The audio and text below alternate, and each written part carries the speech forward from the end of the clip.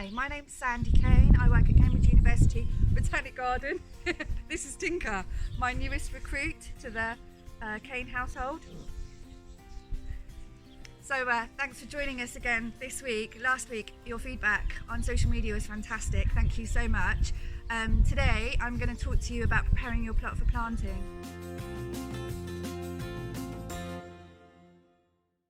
The main thing to do if you have a garden and you want to grow a vegetable plot is choose a spot that's as sunny as possible, that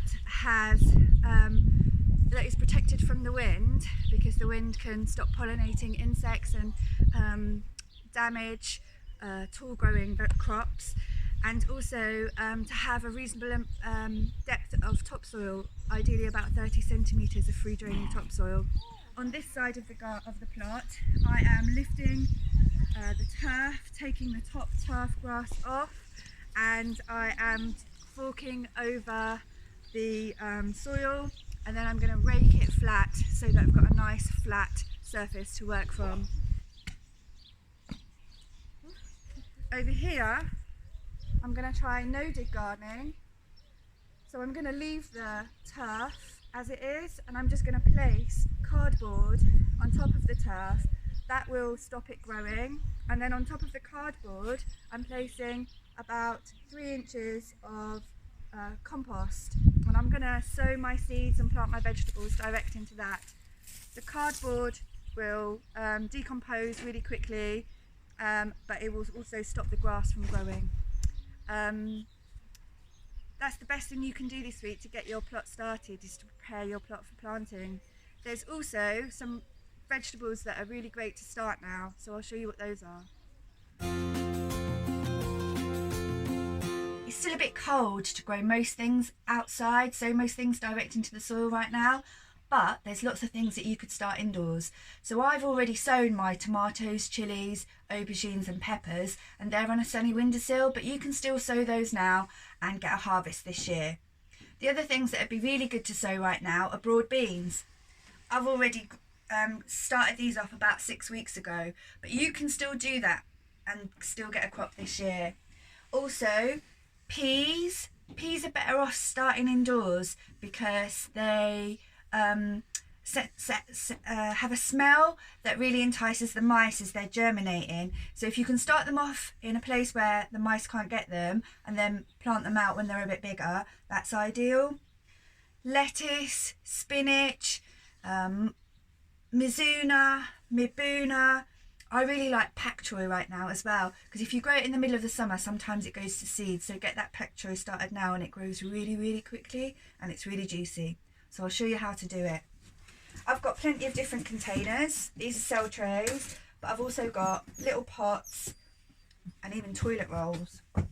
So what you do is you break up your soil so that it's as lump free as possible.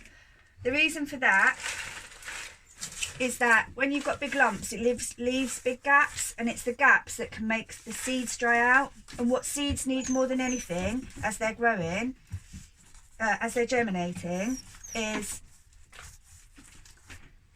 to be consistently moist. So give it a little tap down, meaning that most of the air gaps have gone, and fill it up to the top. Tap down, just wipe those off the edge. So it's not really compacted, the little baby roots can get through, but there isn't any big air gaps. So then I get my dibber, or in my case, a little bit of bamboo, and I make a hole.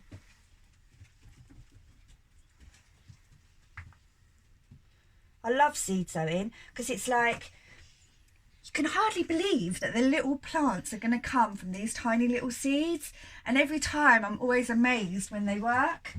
So I'm going to use kohlrabi. Broccoli's really good at the moment, or when you're buying the seed it's called calabrese, and it comes around really quick, it grows really quick, so it's worth getting going now. 1, 2, 1, 2, 1, 2, 1, 2, 1, 2. I'm putting 2 seeds in each of the holes because these are last year's seeds and I'm not confident that they're all gonna germinate. I then cover up the holes with my dibber, and I'll put a little label at the end saying which one it is. Now, these are really great for peas. Peas like a really long root run, so that's sweet peas, but also peas that you pick in the garden. Now, if there's one thing that tastes amazing when you grow it yourself, it is peas. Because the peas that you buy, even the fresh peas that you buy, they're not as fresh as the ones you pick directly out of your garden. So these peas are called Twinkle. What a great name.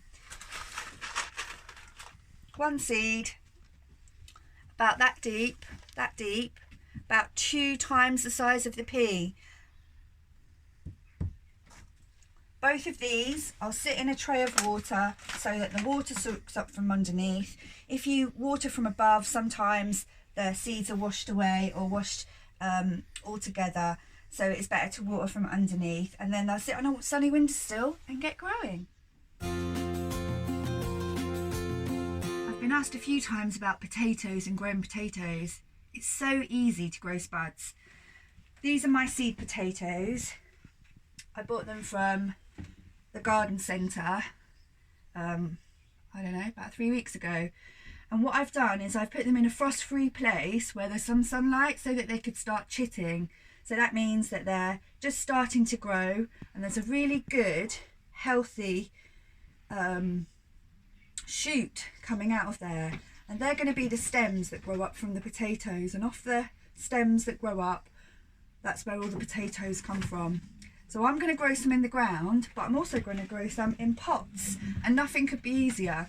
Just put about 10 to 15 centimetres of compost in the bottom of your pot, and put your potato, one side's the bottom and the sprouting side is the top. Put it in your compost, sit it in the compost, and then cover it over, just covered to about 5 centimetres above with more compost. And then as the stems grow out, you're going to keep topping it up with compost until it's to the top. One thing I would say is, if you're growing in pots, you need to keep them well watered, and potatoes like plenty of water. So keep them well watered, and that'll ensure a really great crop. I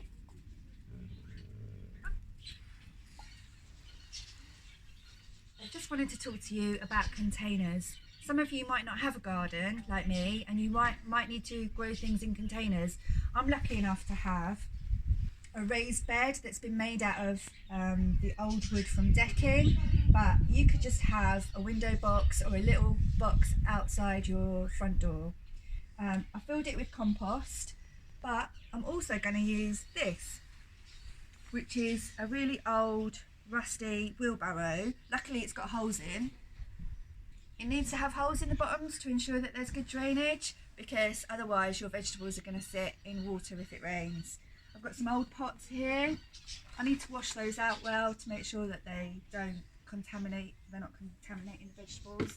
And I've also got an old crate, and I'm going to put cardboard around the edges of it and fill it with compost to grow things like lettuce and soda crops. That's it for this week. Just a reminder, prepare your patch for planting. Choose a south-facing site that's open and sheltered from the wind, with fertile, well-drained soil. If you haven't got a garden, don't worry, you can grow vegetables in containers. Just make sure that they have holes so that they're free draining. And get sowing seeds. There's so many things that you can sow right now. That's it for now, but next week you're going to be doing wildlife gardening with Chantal. Happy gardening!